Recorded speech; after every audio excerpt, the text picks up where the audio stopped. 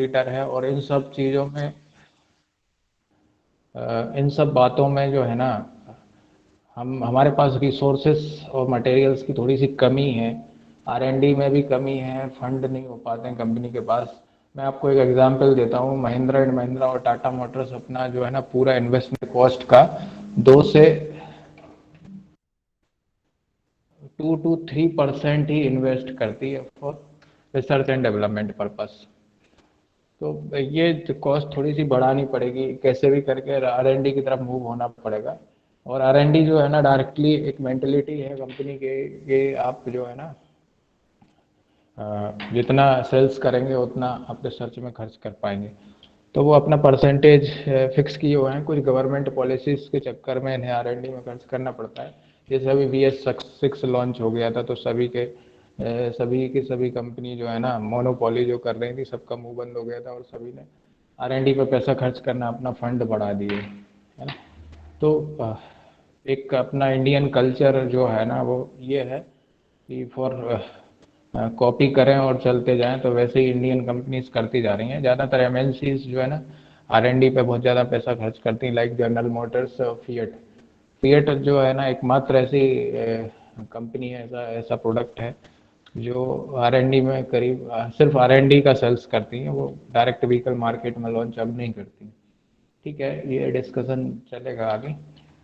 तो आर&डी सेगमेंट में अपने यहाँ जो इंडिया में फैसिलिटीज़ हैं जो गवर्नमेंट सेक्टर की तरफ से हैं, वो मैं बता देता हूँ। तो ये सब जो है ना society of automotive engineering India की तरफ से चलते हैं, सभी उसी से कनेक्टेड हैं। जो भी हमारा ऑयल का ग्रेडिंग है, ब्रेक पेड का ग्रेडिंग है, टायर का ग्रेडिंग है, मटेरियल का ग्रेडिंग है, आपका जो भी ग्रेडिंग जहाँ से भी होता है वो ऐसे ही से ही होता है। और ऐसे ही जो है ना वर्ल्ड वाइड है। सोसाइटी ऑफ ऑटोमोटिव इंजीनियरिंग एक सोसाइटी है और वो ऑटोमोटिव इंजीनियरिंग की है। और ये USA से लॉन्च हुआ था, क्योंकि ये जो है ना सभी जो भी नियम और कानून वाली बातें होती हैं ये UNN करता है। वैसे जर्मन लोग आर&डी में ऑटोमोबाइल सेक्टर में सबसे आगे हैं, लेकिन ये स्टार्ट USA से हुआ था। तो ये रूल रेगुलेशंस वाले पर्पस जो है ना अ, वहीं से होते हैं। तो ऐसे ही वहाँ से स्टार्ट हुआ था। बाकी सोसाइटी ऑफ ऑटोमोटिव इंजीनियरिंग से जो है ना जो भी टेक्नोलॉजी ट्रांसफ़र और ये सब जो काम होते हैं वो होते हैं। और सबसे बड़ी बात जो होती है ना कि अब ये जो टायर साइज़ है, जो आपके पेट्रोल की रेटिंग है, डीजल की रेटिंग है, और जो आपके फ्यूल की रेटिंग और लुब्रिकेंट्स की रेटिंग है, ये सब कौन करेगा? तो ये सब करने के लिए अलग अलग एजेंसीज हैं, लेकिन वो उसको पूरा जो जिसका ऑडिट करना या फिर जिसके बैनर तले ये सब होता है वो ऐसे ही इंडिया के तले होता है। सेकंड वन जो है ना एक बहुत अच्छा इंस्टीट्यूट है पुणे में, इसकी ब्रांचेस भी हैं 2-3, automotive research association of India, ARAI। इसमें जो है ना ये अभी जैसे आपकी कार सेगमेंट में कौन सी कार आएगी, उसकी साइज कितना होगा, व्हील बेस कितना होगा, उसका हाइट कितना होगा, उसकी सीट की साइज क्या होगी, उसके गेट की साइज क्या होगी, उसके स्टीयरिंग की साइज क्या होगी, सीट बेल्ट कहाँ लगेगा, माउंटिंग कहाँ होगी, ये सब डिसाइड करना डिजाइन पर्पस से ये जो है ना डिसाइड तो खैर आर&डी इंजीनियर करता है, लेकिन किस सेगमेंट में कितने हाइट पे कितने पैरामीटर्स पे ये सब होना चाहिए वो सब डिसाइड करने के लिए एक इंस्टीट्यूट बना है इंडियन गवर्नमेंट में, और टेस्टिंग इंस्टीट्यूट है जिसमें वो पैरामीटर डिसाइड करते हैं कि आपका जो है आपका कार सेगमेंट में। जैसे आपको मैं एक छोटा सा एग्जांपल देता हूँ, जैसे XUV 500 है, और आपके पास अभी एक और लॉन्च हुई है महिंद्रा की बोलेरो नियो, अभी लॉन्च हुई है। इसके कंपैरिजन में अगर मैं मारुति सुजुकी डिज़ायर की बात करूं, तो मारुति सुजुकी डिज़ायर और वो दोनों कार सेगमेंट में आती हैं, क्योंकि इनके व्हील बेस जो है ना एक लिमिट तक हैं। और अगर आप इनोवा की बात करेंगे तो वो SUV सेगमेंट में आती हैं, उसका प्राइस जो है ना सीधे सीधे 2 लाख रुपए बढ़ जाता है। तो उस सेगमेंट डिसाइड करने वाली जो बातें हैं वो सब ARI करता है। इसके अलावा ARI जो है ना टेक्नोलॉजी ट्रांसफ़र का काम करता है। टेक्नोलॉजी ट्रांसफ़र में मतलब ट्रेनिंग देना और सर्टिफिकेशन देना world according to worldwide certificate provide करता है। और बहुत सारे रूल रेगुलेशंस इंडस्ट्री के लिए कि आप जो भी मतलब मैं पूरा तो डिस्क्राइब यहाँ पर नहीं कर सकता, लेकिन बहुत सारे रूल रेगुलेशन बनाता है। जैसे मैं एक एग्जांपल देता हूँ, ऐसे ही 10W40 या ऐसे ही 20W40। तो ये जो है ना, ये कौन डिसाइड करेगा? ये अपने यहाँ ARI के लोग डिसाइड करेंगे कि आपका ऐसे ही 10W40 में कितना विस्कोसिटी होगा, कितने टेम्परेचर तक ये चलेगा, और कितना मतलब कितना मिनिमम और कितना मैक्सिमम टेम्परेचर तक ये चलेगा। तो ये ऐसे ही और ऑटोमोटिव रिसर्च एसोसिएशन मिलकर डिसाइड करते हैं। हाँ, प्राइवेट सेक्टर में सभी कंपनी के पास अपने खुद के R&D सेंटर हैं, और वो खुद का R&D, खुद के टेस्टिंग सेंटर हैं, है ना। तो वो खुद अपना तो करते ही हैं, लेकिन जब गवर्नमेंट ऑथराइजेशन की बात आती है, सर्टिफिकेशन की बात आती है, तो ARI करता है। तो ARI के साथ मिलके अपने MP में एक नया टेस्टिंग सेंटर चालू हुआ है। वो आप लोगों ने अभी कुछ दिन पहले न्यूज़पेपर में देखा होगा, नेटेक्स पीतमपुर। इसमें जो है ना, बहुत अच्छा ट्रैक है कॉमर्शियल व्हीकल और कार्स के लिए, SUVs के लिए। और वहाँ पे सभी power train testing, chassis dynamometer, और आपका high speed testing, turn testing, roll over testing, सभी टेस्टिंग वहाँ पर हो रही हैं, होने लगी हैं, स्टार्ट हो रही हैं। गवर्नमेंट एक नॉमिनल फीस में कंपनीज को प्रोवाइड करती हैं। कंपनीज के इंजीनियर्स, R&D इंजीनियर्स और टेस्टिंग फैसिलिटीज़ के लोग मिलके उनको टेस्ट करते हैं और पास करते हैं इन जगहों पे। दूसरा, अभी मैंने मेंशन नहीं किया, इसमें अपने बहुत ही नज़दीक एक टेस्टिंग सेंटर है, CFMTTI बुधनी, सबको पता होगा, सेंटर फॉर मशीनरी टेस्टिंग। वो एशिया का ट्रैक्टर टेस्टिंग इंस्टीट्यूट, एशिया का सबसे बड़ा ट्रैक्टर टेस्टिंग इंस्टीट्यूट कहलाता है। तो चाइना के पास होगा, लेकिन चाइना का हमें पता नहीं रहता। बाकी नेपाल और ये छोटी छोटी कंट्रीज जो लगी हैं, उससे सबसे बड़ा वो है। तो जितने भी ट्रैक्टर कंपनीज अपना ट्रैक्टर लॉन्च करती हैं, उससे पहले वहाँ उसकी टेस्टिंग होती है। तो R&D सेगमेंट में ये आपका कुछ मैंने टेस्टिंग सेंटर बताए हैं। बाकी हुंडई के पास बहुत अच्छा टेस्टिंग सेंटर है, मारुति सुजुकी के पास हरियाणा में भिवानी में टेस्टिंग सेंटर है, मानेसर में नहीं है। और हुंडई के पास साउथ में है। सबके पास अपने खुद के टेस्टिंग सेंटर हैं। पहले वो अपने यहाँ करते हैं, फिर जाके वो गवर्नमेंट एजेंसीज में भेजते हैं। फिर उसके बाद वो 2 साल करीब R&D टेस्टिंग के बाद वो गाड़ी फाइनल होती है जब प्रोडक्ट लॉन्च होता है। ओके। तो टेस्ट R&D में क्या क्या रोल हैं, क्या क्या पॉइंट्स हैं, वो मैंने थोड़ा सा डिस्कस करने की कोशिश की यहाँ पे। तो सबसे पहला जो पॉइंट आ रहा है अभी, पॉल्यूशन से रिलेटेड आ रहा है। इसमें एक बहुत पुरानी बात है, वैसे हम डेवलपिंग कंट्री हैं, और डेवलपिंग कंट्रीज में जो है आपका ज़्यादा पॉल्यूशन का इतना ज़्यादा वो नहीं है, प्रॉब्लम है नहीं। अभी मैं आपको एग्जांपल देता हूँ, अफ्रीकन कंट्रीज में BS3 या यूरो 3 चल रहा है अभी, वहाँ 2 स्ट्रोक इंजन दौड़ रहे हैं। पाकिस्तान में अभी यूरो 4 चल रहा है, 2 स्ट्रोक इंजन, कोई ज़्यादा मतलब नहीं है। लेकिन कुछ स्टैंडर्ड और कार्बन क्रेडिट्स की वजह से आपको ये BS6 लॉन्च करना पड़ा। BS4 को स्किप करके हम BS5 को स्किप करके BS6 लॉन्च किया है। तो सबसे पहला पॉइंट यही आ जाता है, R&D सेगमेंट बहुत ज़्यादा लॉस हुए हैं कंपनीज के, बहुत ज़्यादा लॉस हुए हैं लेस पॉल्यूशन लेवल को करने के लिए। और बहुत ही ऑटो सेक्टर को भी बहुत लॉसेस हुए हैं इंडिया के। तो इसमें एक मैं अभी आगे BS6 जब डिस्कस करूंगा तो बताऊंगा। सेकेंड पॉइंट है R&D में कि व्हीकल डायनेमिक्स। तो व्हीकल डायनेमिक्स जो डील करती है अपने फोर्स और मूवमेंट्स को जो एक्ट करते हैं, जो अपना सिंपल मैकेनिक्स होता है, वैसे ही व्हीकल डायनेमिक्स होता है। तो अपनी गाड़ी में जहाँ भी फोर्स, मूवमेंट्स, मोमेंटम्स और वो सब एक्ट करते हैं, एक्चुअल में रोड और टायर सरफेस के बीच का जो कॉन्टेक्ट्स होता है, उसके बिहेवियर को हम स्टडी करते हैं। थर्ड पॉइंट है जो R&D से सेफ्टी, बहुत ही मेजर पॉइंट है। और जैसे जैसे हम मटेरियल कम करते जा रहे हैं, वैसे वैसे सेफ्टी बहुत ही कम होती जा रही है। तो उसमें प्रॉब्लम जनरेट होती जा रही है। तो उसके लिए कुछ ना कुछ आपको उपाय निकालना है और हमें करना है। तो उसमें सेफ्टी एक बहुत बड़ा रोल प्ले करती है R&D सेगमेंट के अंदर। और मटेरियल्स भी धीरे धीरे, क्योंकि रिसोर्सेस कम है, मटेरियल्स का चक्कर ये है कि आपको या तो इंपोर्ट करने पड़ेंगे या फिर इंडिया में कहीं हो, तो उसमें भी प्रॉब्लम आ रही है। वो भी हम मटेरियल पे इसकी स्लाइड में डिस्कस करते हैं। और इलेक्ट्रिक व्हीकल कॉन्सेप्ट आप सब बिल्कुल उसके बारे में आपको सबको पता है। इसमें मैं अभी आगे गवर्नमेंट पॉलिसीज क्या क्या निकाल रही हूँ और क्या क्या इसके प्रॉब्लम्स आ रही हैं लॉन्च करने में, क्या ट्रेंड एनालिसिस हो रहा है, क्या है, ये सब डिस्कस कर रहा हूँ। तो लेस पॉल्यूशन लेवल BS6 में इमिशन से डायरेक्ट रिलेटेड हैं ये चीज़ें। तो internal combustion engine are primarily notorious for the production of carbon dioxide, carbon monoxide, hydrocarbon and oxide of hydrogen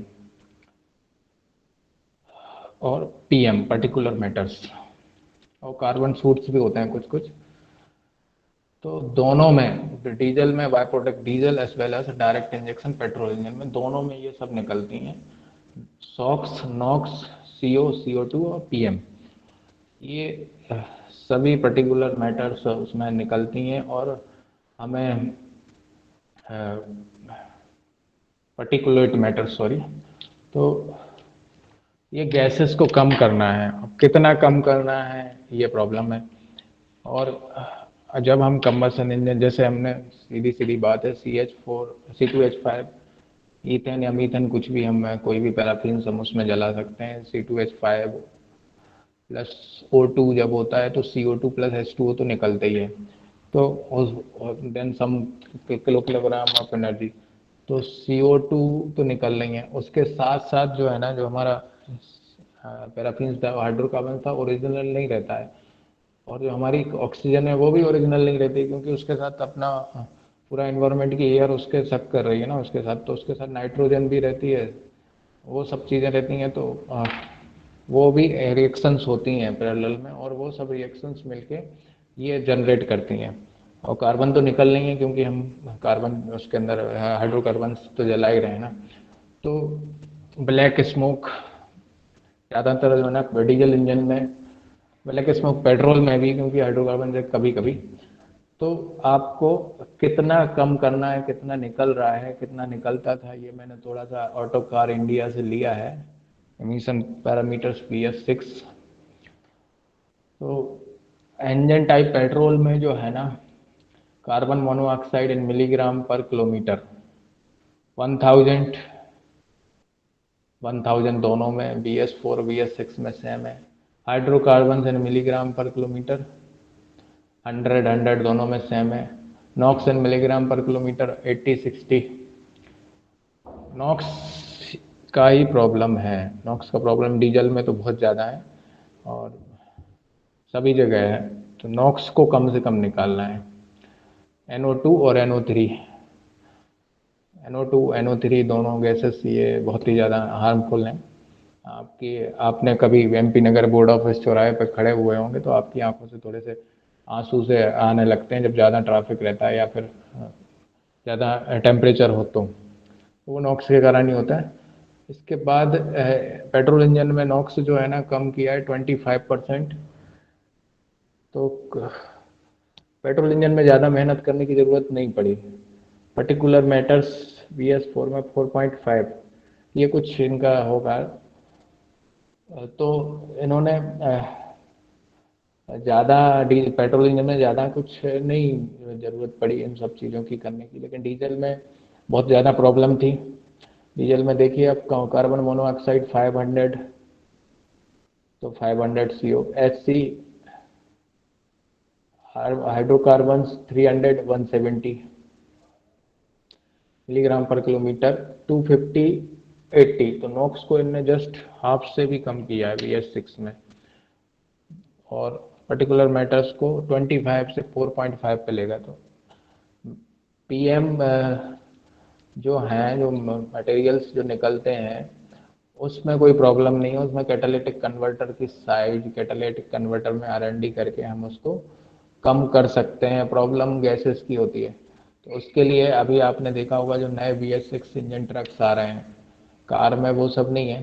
तो उसमें ट्रक्स में जो है ना आपका एक अलग से एक टैंक बना हुआ आ रहा है, और उसमें जो है ना आपका urea type urea urea mix करके रखते हैं, उसे अमोनिया बनाते हैं, अमोनिया से रिएक्शंस करके कुछ गैसेस गैसेस निकाल के NOx को कम किया जा रहा है। तो वो उसका अलग से कॉस्ट जो है ना पर किलोमीटर या पर किलोमीटर बढ़ रहा है। उसमें करीब एक टैंक फिल करवाना पड़ता है उन्हें 10,000 किलोमीटर या 5,000 किलोमीटर पे हर सर्विस पे। तो वो जो है ना BS6 में ये है, लेकिन पॉल्यूशन कम हो रहा है नो डाउट। तो डीजल इंजन में R&D करना बड़ा मुश्किल था BS6 में, लेकिन डिमांड थी और करना पड़ा। उससे जो है ना प्रॉब्लम ये हुई कि ऑटो मार्केट में रेट हाई हो गए, क्योंकि हर चीज़ के प्राइस जो है ना बहुत ही ज़्यादा बढ़ गए। ट्रक्स के प्राइस, बसेस के प्राइस, डीजल में सबसे ज़्यादा प्राइस बढ़े हैं। वही कार जो 8 लाख रुपए की थी आज 12 लाख या 11 लाख रुपए की हो गई है। उसमें बहुत सारी चीज़ें हैं। उसमें एक सबसे बड़ी प्रॉब्लम ये भी आ गई थी कि आपका इंश्योरेंस 3 साल का लेना है, और गवर्नमेंट पॉलिसीज बहुत स्ट्रिक्ट हो गई थी, और ऊपर से ये R&D कॉस्ट भी बढ़ा दी। अगर R&D में आप 2% या 4% भी खर्च करते हैं तो वो उसका कॉस्ट का इम्पैक्ट जो है ना 10 से 20% तक जाता है। नेक्स्ट जो पॉइंट था व्हीकल डायनेमिक्स, तो इसका मैं ओवरव्यू आपको बताता हूँ कि R&D में करते क्या हैं, क्या कैसे होता है। तो ये जो है ना सिर्फ व्हीकल डायनेमिक्स जो सब्जेक्ट है या फिर जो भी पॉइंट है, इसमें सिर्फ हम डील करते हैं आपका फोर्स एंड मूवमेंट्स पे। तो जितने भी आपके फोर्स एंड मूवमेंट्स एक्ट हो रहे हैं व्हीकल पे, उन सब का जो कैलकुलेशंस होता है एंड डायनेमिक कंडीशन, वो आपका व्हीकल डायनेमिक्स कहलाता है। जैसे फ्रंट टू रियर व्हील का एक्सल का लोड, जैसे आपके ब्रेकिंग का ब्रेकिंग के कैलकुलेशंस, एसिलेशन के कैलकुलेशंस, वो सब जो है ना व्हीकल डायनेमिक्स के सब्जेक्ट के अंदर आते हैं। और बहुत ही डीप सब्जेक्ट्स है ये, न्यूमेरिकल है फुली। तो इसमें जो है ना बहुत ही ज़्यादा कैलकुलेशंस करने पड़ते हैं। और ज़्यादातर लोग जो है ना व्हीकल डायनेमिक्स को एरोडायनेमिक्स से रिलेट कर देते हैं कि जो एयर प्रेशर की जो चीज़ें होती हैं उन सब, तो वो सब नहीं होते हैं, सिर्फ फोर्स मूवमेंट एक्ट करते हैं। Vehicle dynamics is nothing but the study of a vehicle in motion, how it behaves in motion। एक तो डेफिनेशन ये हो गई। दूसरे study of force movement behaviour of a vehicle. तो जितने भी फोर्स मूवमेंट के बिहेवियर होते हैं वो vehicle, how to react the vehicle, ऐसा कुछ कह सकते हैं उसको हम, कि हमने। और दूसरा थर्ड पॉइंट है रिएक्शन ऑफ ड्राइवर। तो ड्राइवर के जो रिएक्शन होते हैं, जैसे आपने एक्सेलेरेट किया व्हीकल को, तो व्हीकल जो है ना कैसा बिहेव कर रहा है, जस्ट लाइक रोबोट, या फिर वो आप समझ सकते हैं कि अ, आपने एक्सेलेरेट किया तो आपका व्हीकल क्या आपके जो एक्सेलरेशन को फॉलो कर रहा है और कितना फॉलो कर रहा है। तो वो ड्राइवर की रिएक्शंस जो हैं, जैसे आपने एक्सेलेरेट किया कि आप 10 किलोमीटर पर आवर पे चलना चाह रहे हैं और वो चल रहा है 20 किलोमीटर पर आवर पे, तो ये ओवर रिएक्शंस हो गए। तो उसके बिहेवियर, ड्राइवर और व्हीकल के बिहेवियर की स्टडी को भी व्हीकल डायनेमिक्स कहते हैं। एक लूप सिस्टम्स होते हैं आजकल जो है ना, क्रूज कंट्रोल सिस्टम चल रहे हैं, वो पूरा व्हीकल डायनेमिक स्टडी पे डिपेंड है।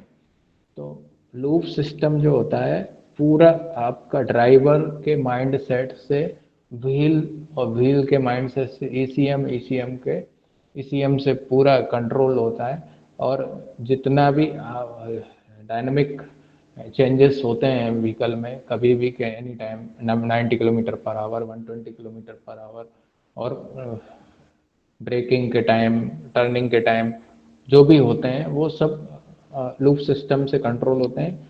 और ड्राइवर को उसका जो है ना सब कुछ रिएक्शंस डैशबोर्ड पे पता चलता है। तो वो इलेक्ट्रॉनिक डिवाइस है, वो क्रूज कंट्रोल सिस्टम से रिलेटेड है loop system. Cruise control system आप सबने सुना ही होगा, अभी जनरल मोटर्स बहुत ज़्यादा ऐड कर रहा है इन सब चीज़ों की।